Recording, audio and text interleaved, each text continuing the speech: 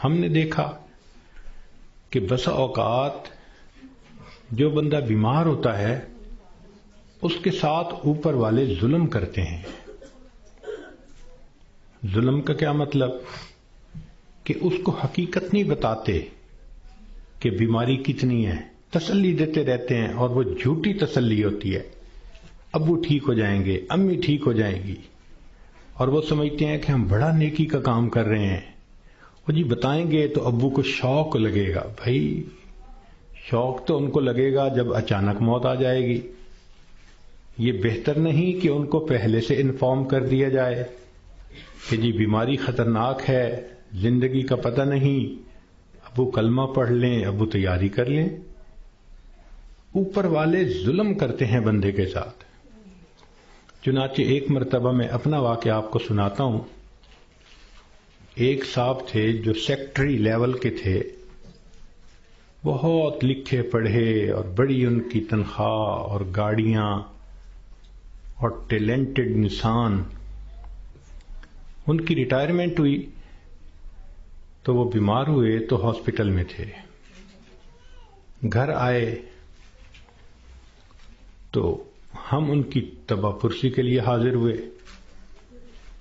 تو جب اس کے بڑے بیٹے نے مجھے دیکھا تو کہنے لگا حضرت صاحب میرے ابو کے لیے دعا کر دیں، ڈاکٹر نے تو ہمیں جواب دے دیا ہے اور کہا ہے کہ بس ہفتے 10 دن کی بات ہے، ان کے اندر کینسر پھیل چکا. لیکن ہم نے ابو کو نہیں بتایا. آپ بھی پلیز ابو کو نہ بتانا. میں خاموش رہا. خیر اندر گئے، ملاقات ہوئی. تھوڑی دیر کے بعد میں نے انہیں کہا جی کہ مجھے آپ سے کوئی بات کرنی ہے. تو انہوں نے سب کو جانے کا حکم دے دیا کہ بھی کمرے سے جاؤ، میں حضرت جی سے کوئی بات کرنا چاہتا ہوں. جب وہ اکیلے ہو گئے تو میں نے ان سے بات کی کہ دیکھیں زندگی کا کوئی بھروسہ نہیں، کوئی نہیں جانتا کہ کب موت آئے گی.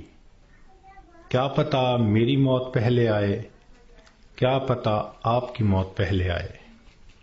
ہم نے آنکھوں سے دیکھا ہے بوڑھا باپ جوان بیٹے کی لاش کو دفن کر رہا ہوتا ہے، اور کئی مرتبہ جوان باپ اپنے نوزائیدہ بچے کی لاش کو دفن کر رہا ہوتا ہے. تو یہاں کیا بھروسہ زندگی کا؟ کہنے لگے بالکل صحیح بات ہے. میں نے کہا کہ بات یہ ہے کہ آپ کی جو رپورٹیں ہیں ان سے پتہ چلتا ہے کہ آپ کے اندر کینسر بہت پھیل چکا، اور ڈاکٹروں نے ہفتہ 10 دن کا وقت دیا ہے، تو بہتر یہ ہے کہ آپ تیاری کر لیں. یہ بات سنتے ہی اس کی آنکھوں میں چمک آ گئی اور وہ مجھے کہنے لگا کہ حضرت صاحب آپ نے سچ کہا. یہ سارے لوگ مجھے جھوٹی تسلیاں دے رہے تھے، مجھے کنفیوز کر رہے تھے. میرا دل کہتا تھا کہ میری بیماری خطرناک ہے، اور یہ اوپر والے کہتے تھے، رپورٹ بھی نہیں دکھاتے تھے، کہتے تھے بس ٹھیک ہو جائے گا، آپ فوراً ٹھیک ہو جائیں گے. تو اللہ آپ کا بھلا کرے، آپ نے مجھے بتا دیا. میں نے تو اب اپنے پوتے پوتیوں کو، نواسے نواسیوں کو دیکھ لیا. کتنا بندے نے رہنا ہوتا ہے، تو چلو مجھے اندازہ تو ہو گیا. اب یہ کہہ کر انہوں نے دروازہ کھلوایا. جب بیٹا آیا اور اس کو پتہ چلا کہ حضرت صاحب نے تو بتا دیا میرے ابو کو، تو وہ میری طرف دیکھنے لگے. میں نے ان کو کہا کہ بچے غصہ نہ کرو، میں نے تمہارے ساتھ بھلا کیا ہے. اللہ کے اس بندے نے سارے گھر والوں کو بلایا اور ان کو کہا کہ دیکھو بھئی میری بیماری کی یہ حالت ہے کہ میرے پاس صرف 6-7 دن ہیں. اب ایسے کرو کہ جو میری زمینیں تھیں، جائیدادیں تھیں، مکان تھے اور وہ میرے نام تھے، سارے نکالو. میں اپنی وراثت کو بچے اور بچیوں میں شریعت کے مطابق تقسیم کرتا ہوں تاکہ میرے بعد جھگڑے نہ ہوں. لو جی 2 دن میں انہوں نے سب جائیدادوں کا بچوں کے نام انتقال کروا دیا تاکہ بچوں کے جھگڑے نہ ہوں آپس میں. پھر اس کے بعد انہوں نے کہا کہ میرا جی چاہتا ہے کہ میرے بچوں کے آپس میں رشتے ہوں. تو کچھ رشتے تھے جو انہوں نے پرپوز کیے اور ان کی وجہ سے انہوں نے آپس میں ہاں بھی کر لی۔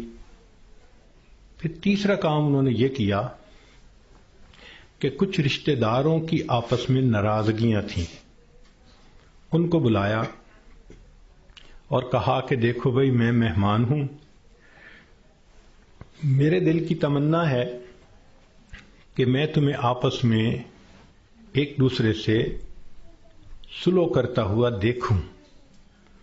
چنانچہ 15-20 سال سے جو ایک دوسرے سے رشتہ دار نہیں بولتے تھے، گھر آنا جانا نہیں تھا، انہوں نے ان سب میں سلو کروا دی۔ پوری برادری اتنی خوش تھی ان تمام باتوں پہ کہ جی اس بندے نے اتنا اچھا کام کر دیا، یہ ہماری برادری کا بڑا تھا، سب میں جوڑ پیدا کر دیا۔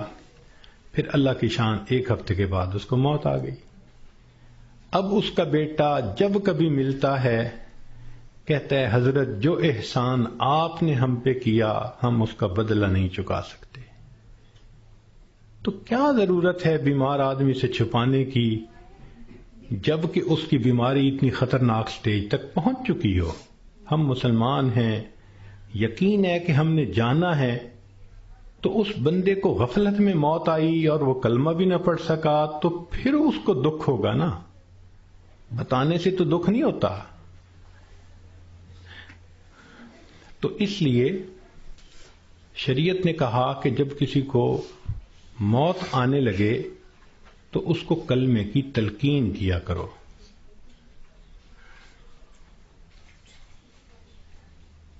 ہم نے یہ دیکھا ہے کہ ادھر بندے کے آخری لمحہ ہوتا ہے اور ادھر بیوی جو ہے آگے بڑھتی ہے اور بیٹی کو کرتی ہے، آپ نے پہچانا اسے، یہ کون ہے؟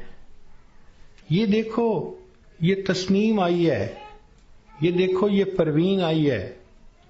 حالانکہ وہ لمحہ اس بندے کے لیے اللہ کے ذکر کا وقت ہوتا ہے، یکسوئی کا وقت ہوتا ہے۔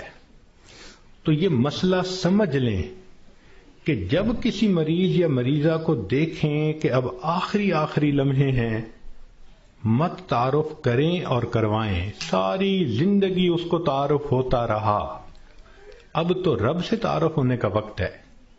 اب کیوں اس کو غافل کرتے ہیں؟ کیوں اس کی توجہ کو